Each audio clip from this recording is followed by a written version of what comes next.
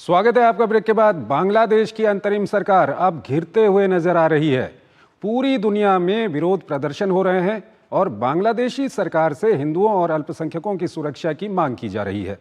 भारत के विदेश मंत्री एस जयशंकर ने भी संसद में बताया कि बांग्लादेश में हिंदुओं पर हमले को भारत सरकार ने गंभीरता से लिया है और बांग्लादेश सरकार से बात की है।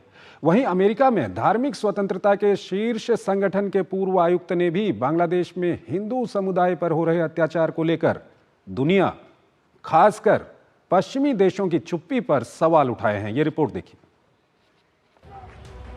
इस साल अगस्त में प्रधानमंत्री शेख हसीना के अपदस्थ होने के बाद बांग्लादेश में अल्पसंख्यकों, खासकर हिंदुओं को निशाना बनाया जा रहा है। हालात इतने बदतर हो चुके हैं कि भारत समेत पूरी दुनिया आज अंतरिम सरकार से अल्पसंख्यकों की सुरक्षा का आह्वान कर रही है। बांग्लादेश में हिंदुओं के खिलाफ हिंसा पर विदेश मंत्री डॉक्टर एस जयशंकर ने लोकसभा में लिखित जवाब में बताया कि बांग्लादेश में हिंदुओं पर हमले को केंद्र सरकार ने गंभीरता से लिया है और बांग्लादेश सरकार से अपनी चिंताओं को साझा किया है। बांग्लादेश में अल्पसंख्यकों की सुरक्षा की प्राथमिक जिम्मेदारी बांग्लादेश सरकार की है और भारतीय उच्चायोग बांग्लादेश में अल्पसंख्यकों से संबंधित स्थिति पर बारीकी से नजर रख रहा है। उधर विदेश मंत्रालय ने बांग्लादेश की स्थिति पर चिंता जताई है। India has consistently and strongly raised with the Bangladesh government the threats and targeted attacks on Hindus and other minorities. Our position on the matter is very clear.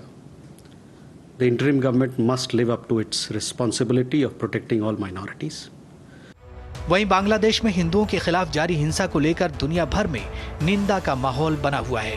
Bharat समेत कई देशों में हिंदुओं और अल्पसंख्यकों की सुरक्षा को लेकर प्रदर्शन हो रहे हैं।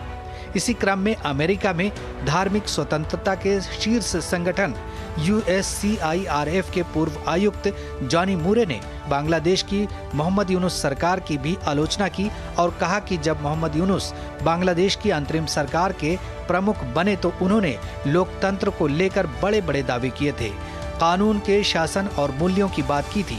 लेकिन अब न सिर्फ बांग्लादेश में हिंदू अल्पसंख्यकों बल्कि पूरे देश के अस्तित्व को खतरा है। इसी कड़ी में बांग्लादेश में हिंदुओं पर हो रहे अत्याचार की गूंज ब्रिटेन की संसद में भी सुनाई दी। ब्रिटेन की संसद में कंजर्वेटिव सांसद बॉब ब्लैकमैन ने बांग्लादेश में हिंदुओं के खिलाफ जारी हिंसा का मुद्दा उठाया। इस दौरान उन्होंने कहा कि बांग्लादेश में हिंदुओं के घर और मंदिरों को निशाना बनाया जा रहा है। वहां पर धार्मिक अल्पसंख्यकों को सताया जा रहा है। इस्कॉन पर प्रतिबंध लगाने की कोशिश की जा रही है। इस बीच बांग्लादेश के वित्तीय अधिकारियों ने इस्कॉन से जुड़े 17 लोगों के बैंक खातों पर 1 महीने के लिए रोक लगा दी है। इसमें चिन्मय कृष्ण दास का खाता भी शामिल है।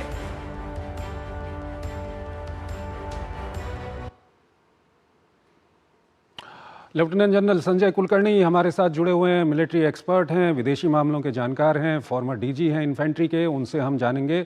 कुलकर्णी साहब, अब हम देख रहे हैं कि बांग्लादेश के खिलाफ कुछ दिनों पहले से अगर आज की तारीख की हम बात करें तो बांग्लादेश अब घिरता हुआ नजर आ रहा है।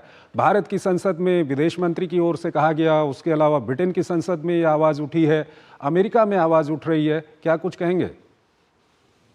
जरूर चंद्रशेखर जी, इस पे कोई शक नहीं कि पश्चिमी देश दे रहा है, दुरुस्त है। बहुत पहले ही सबने आवाज उठानी थी क्योंकि बांग्लादेश में जो हो रहा है वो चिंताजनक है।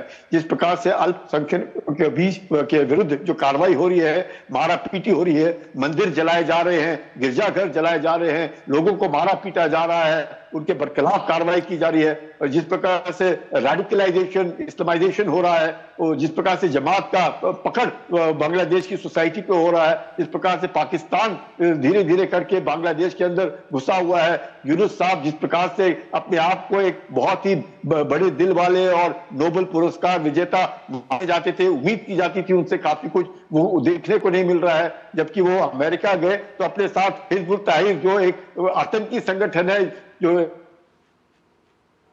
जिसने पूरा सक्रिय रोल प्ले किया शेख हसीना को गिराने में, वो देख रहे हैं। तो मुझे लगता है बांग्लादेश के अंदर भी अब लोगों को लग रहा होगा कि जिस प्रकार से कार्रवाई हो रही है वो बिल्कुल ही गलत है और बंगालियों को खुद बांग्लादेश के अंदर ये लग रहा है कि ये गलत कार्रवाई हो रही है और ये जो धीरे धीरे करके जो रेडिकलाइजेशन है, इस्लामाइजेशन है, जो जिसका असर अब देखने को मिल रहा है, बांग्लादेश नेशनलिस्ट पार्टी हो गई, उनके साथ जो जमायत इस्लामी हो गए, ये सब मिलकर के अल्पसंख्यकों को मारने भगाने, मतलब किसी प्रकार से देश छोड़ जाए उसके ऊपर जो उनकी सोच है उसको लेकर के अब पश्चिमी देशों में, अमेरिका में हुआ, इंग्लैंड में हुआ, यूरोपियन यूनियन में हुआ, अब उन्हें लग रहा है कि वाकई बांग्लादेश में जो स्थिति है उनके धीरे धीरे करके उनकी आर्थिक स्थिति बिगड़ गई है, उनका मूडी रेटिंग घट गया है, उनके पास अब पैसे नहीं रहे हैं, एनर्जी सेक्टर को पैसे देने के काबिल नहीं रहा।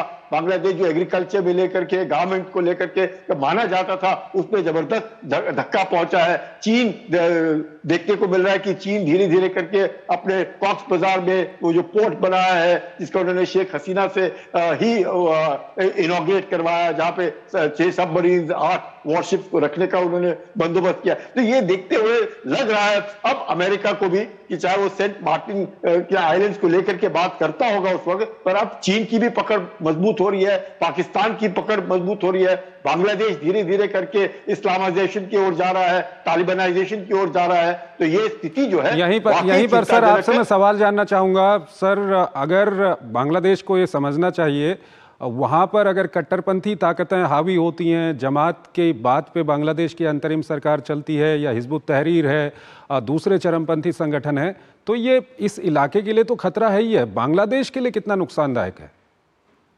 टोटल नुकसानदायक, इसमें कोई शक ही नहीं है। जो वहां के आवाम है वो मुसलमान जरूर है, इसमें कोई शक नहीं कि 90% से ज्यादा वहां पे मुसलमान है, पर वहां के जो मुसलमान है उनकी सोच अलग है। उस सोच में बंगाली कल्चर का जो इन्फ्लुएंस है बहुत अच्छा इन्फ्लुएंस है। यही कारण है कि दोनों मिल करके बहुत अच्छी तरह दुर्गा पूजा में भाग लेना, बाकी इसमें सब में एक साथ रहना, और जो वहां पे हिंदू हैं उनका जो कल्चरल जो आउटलुक था, उनका जो पढ़ाई में जो सोच थी, उसमें सभी कुछ था, जिसके कारण बांग्लादेश में जिस प्रकार से बांग्लादेश पिछले 20 साल में कुछ मकाम हासिल कर सका और विश्व में गारमेंट एक्सपोर्ट को लेकर के धीरे धीरे करके उनका पर कैपिटा इनकम बढ़ रहा था। शेख हसीना वहां पे डेवलपमेंट की ओर ध्यान दे रही थी, वो तो सब हट गया। अचानक आप देखते हैं कि 100 दिन में बांग्लादेश स्टेबलाइज होने की जगह बिल्कुल डिस्टेबलाइज हो गया, उसकी इकोनॉमिक हालत खराब हो गई, पॉलिटिकल कंट्रोल खराब हो गया, गवर्नेंस खत्म हो गया, स्टूडेंट्स बॉडी समाप्त हो गई।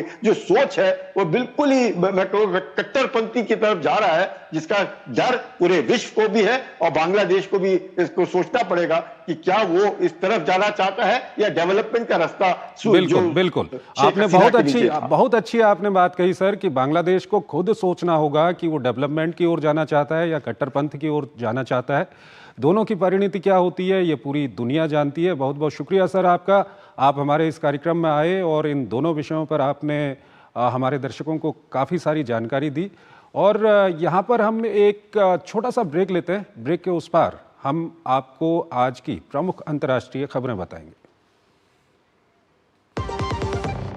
गोल्डी मसाले के 100 ग्राम के स्पेशल पैक्स में फ्रेशनेस,